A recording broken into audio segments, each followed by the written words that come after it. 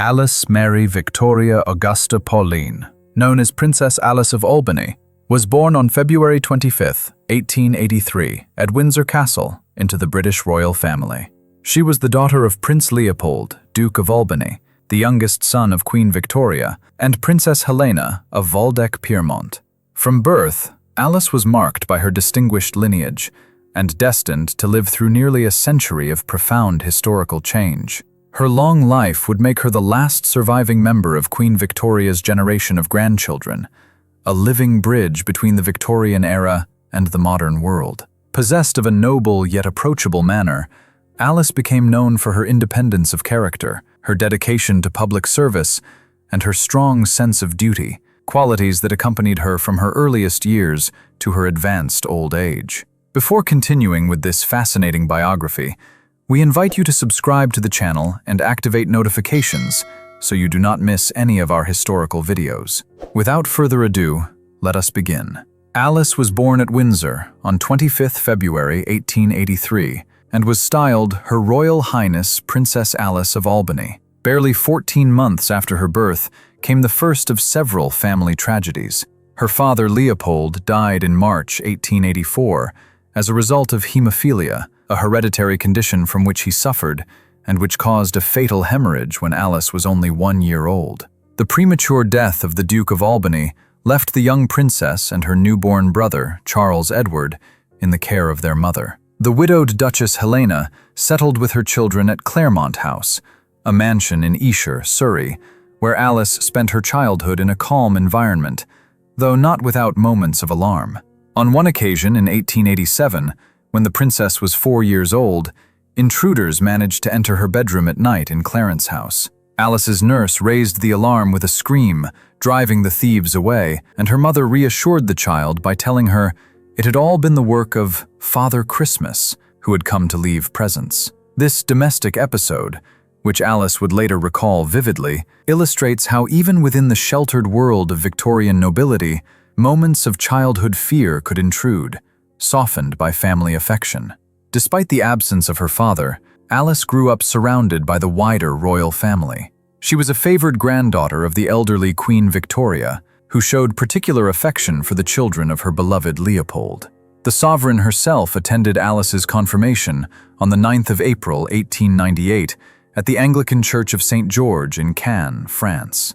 Having the formidable Victoria present at her confirmation symbolized Alice's place within the family, a direct link to the matriarch of the empire. Indeed, the young princess took part with the court in major events of the period, such as the magnificent Diamond Jubilee of 1897, when she rode in a carriage during the celebrations marking the 60th anniversary of the Queen's reign.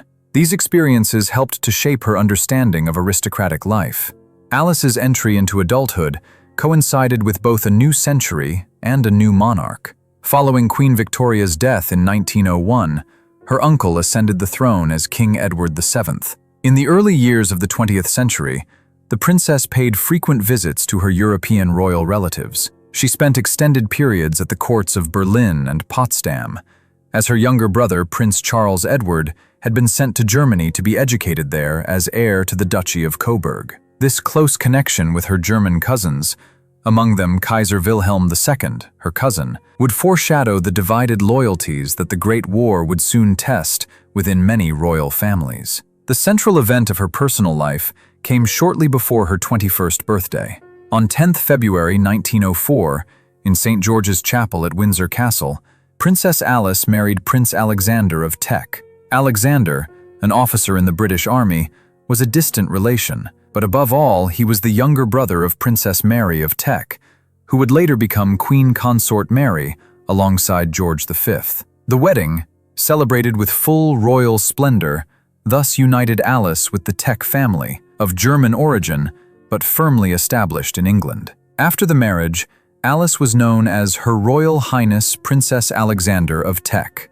The couple made their home in London and soon expanded their family. They had 3 children: Princess May, born in 1906, Rupert, born in 1907, and Maurice, born in 1910. Once again, however, family happiness was overshadowed by tragedy. The infant Maurice of Teck died in 1910 at just 5 months old, a devastating blow for his parents. Following the loss of their baby, Alice and Alexander devoted themselves to raising their 2 surviving children and to fulfilling their public duties. During the reign of her uncle, King Edward VII, and the early years of George V's reign, Alice fulfilled the role expected of a princess of her rank. She supported a wide range of charitable organizations and represented the crown at social events. She was described as a woman of distinguished bearing, lively in conversation, and possessed of a strong sense of dignity. Fond of outdoor pursuits, in her younger years she even took part in big game hunting. On one occasion she reportedly dared to fire at a charging tiger, displaying an uncommon courage. This resolute determination, combined with refined manners, defined the princess's public image in the Edwardian era. The outbreak of the First World War in 1914 profoundly disrupted Alice's life and dramatically divided her family. As a granddaughter of Queen Victoria, she was related to many of Europe's reigning houses. Some of her close cousins, such as Empress Alexandra of Russia, wife of Tsar Nicholas II, and Kaiser Wilhelm II of Germany, found themselves on opposing sides of the conflict. Deeply patriotic and loyal to Britain, Alice watched members of her extended family confront one another in the bloodiest war known to that point. Particularly painful was the situation of her only brother, Prince Charles Edward. Educated in Germany from adolescence, Charles Edward had become, in 1900, the reigning Duke of Saxe-Coburg and Gotha, inheriting the German duchy of his paternal uncle. When war broke out, this young duke, British by birth, served as a general in the German army, fighting against the empire of which he had once been a prince. At the end of the conflict, in November 1918, Charles Edward was deposed when his duchy was abolished, with the collapse of the Second German Reich. Shortly afterwards, in 1919, the British government also stripped him of his English title of Duke of Albany for having served the enemy. This left her brother marginalized within the Windsor family. According to historians, Alice suffered deeply from these events, torn between familial affection and patriotic duty. Nevertheless, she adhered to the official position of the British royal family, which severed ties with belligerent German relatives. The war also transformed the public identity of Alice and her husband. In 1917, amid strong anti-German sentiment, King George V issued a royal proclamation requiring members of the family to relinquish their German titles. Thus, Prince Alexander of Teck, German in origin through his father, renounced his title of Prince of Teck in the Kingdom of Württemberg and anglicized his family name, becoming Sir Alexander Cambridge. In compensation, the king granted him the British peerage title of Earl of Athlone later that same year. From then on, Alice was officially known as Her Royal Highness Princess Alice, Countess of Athlone, retaining her status as a princess of the United Kingdom while severing ties with her former German titles. Their children likewise ceased to be princes of Teck and were incorporated into the British nobility under the surname Cambridge. By contrast, Alice's brother, unable to detach himself from his German role, was ostracized in Britain. His name disappeared from the court circular, a blow that embittered him and would later push him towards extremist positions. When the Great War ended in 1918, Alice saw the world of her youth collapse. Several close cousins lost their thrones, others were murdered, among them the Romanov Tsars in 1918, and Europe as a whole was plunged into mourning. On a personal level, however, 1918 brought a measure of relief. Her husband, Alexander Cambridge, returned safely from military service and was reunited with her. After the war, the new Earl of Athlone left active military life, and the couple decided to settle in a residence more suited to their circumstances. In 1920, the Athlones moved into Clock House, a grace and favour apartment at Kensington Palace that had previously been occupied by Alice's mother. There they raised their daughter, Lady May, and their son, Rupert, in the relative calm of the post-war years. The period that followed was one of reconstruction and new challenges for the British Empire, and Alice was ready to face them. With George V's reign firmly established during the 1920s, Alice and her husband extended their service to the empire beyond England. In 1923, Alexander was appointed Governor-General of the Union of South Africa, serving as the king's representative in that British dominion in southern Africa. Alice travelled with him to Pretoria and assumed the role of vice-regal consort of South Africa during the 8 years of his tenure, from 1924 to 1931. She adapted enthusiastically to South African life, taking part in official tours across the country and engaging closely with local society. In honor of the Earl, a suburb of Cape Town was named Athlone. Alice herself left a favorable impression.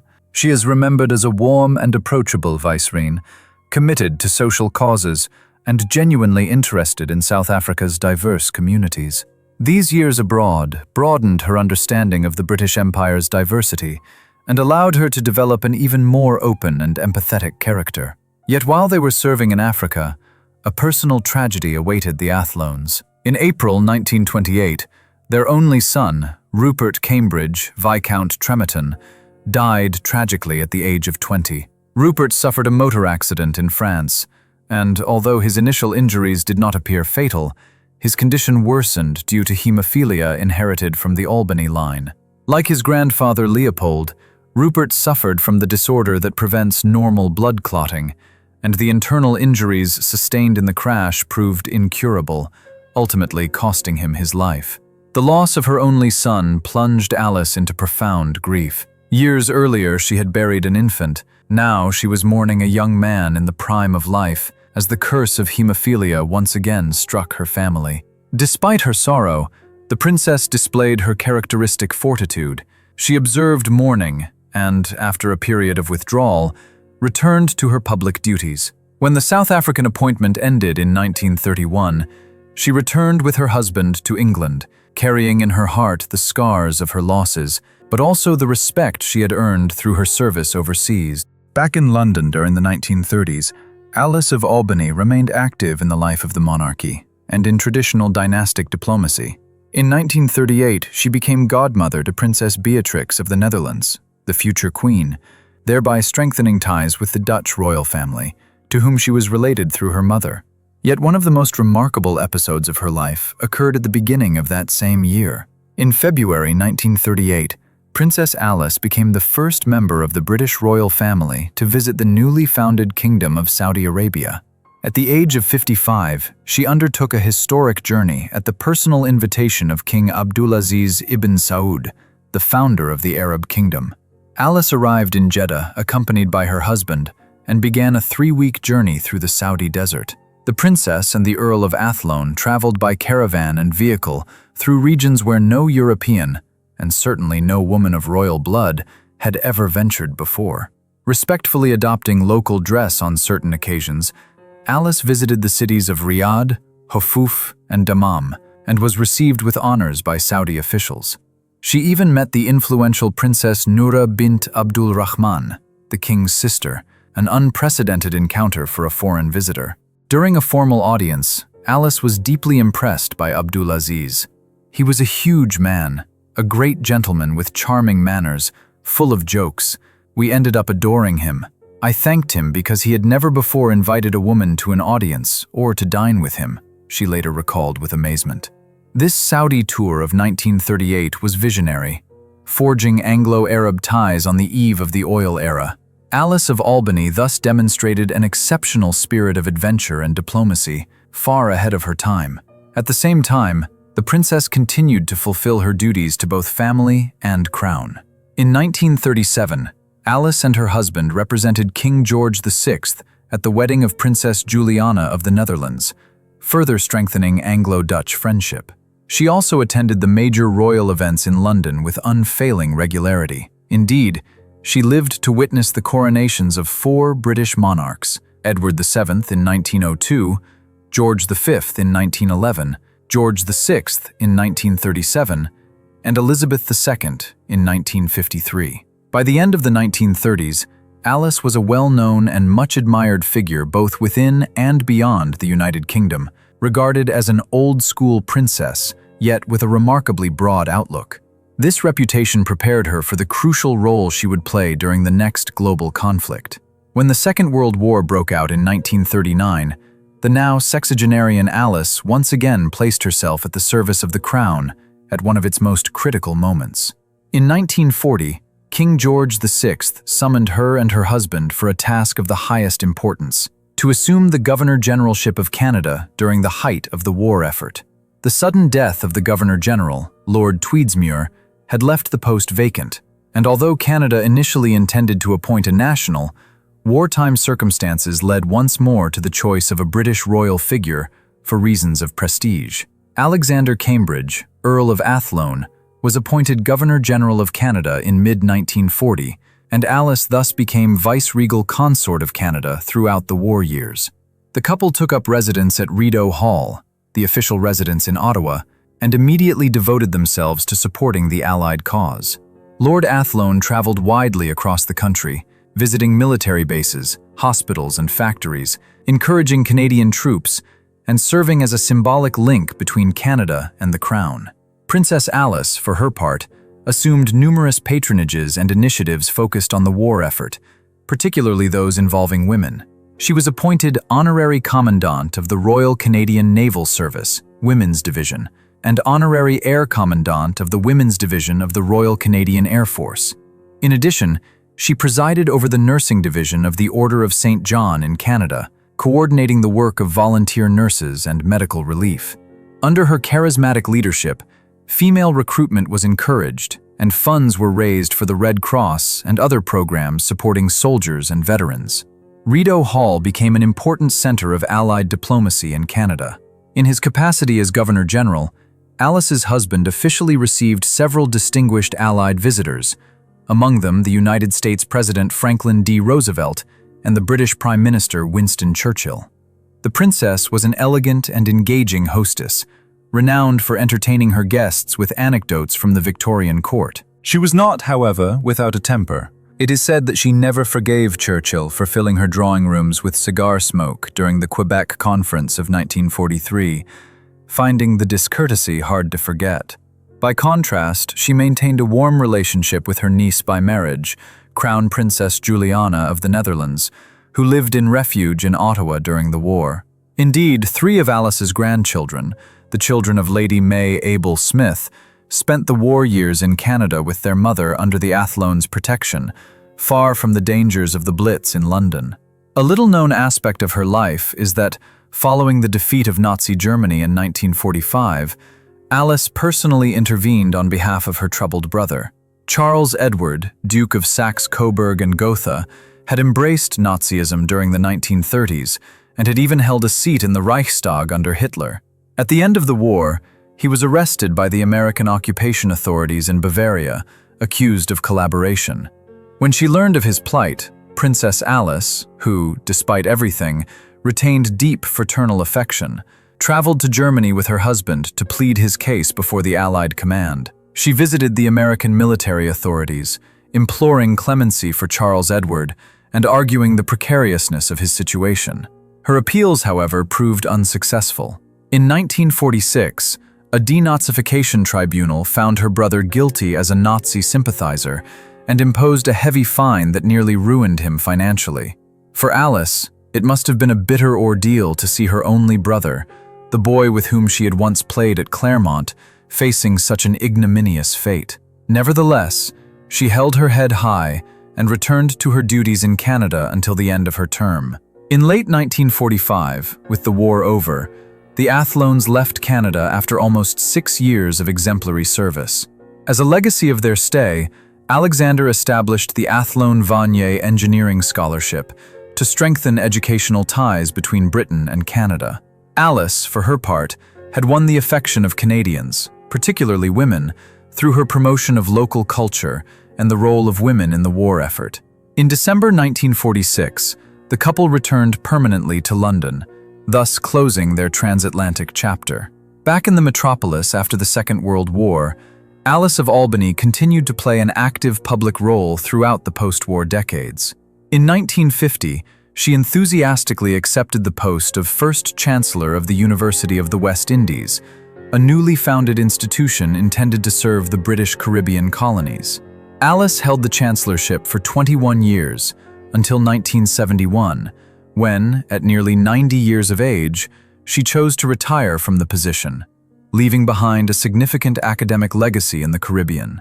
On the domestic front, the princess continued to fulfill ceremonial and charitable duties.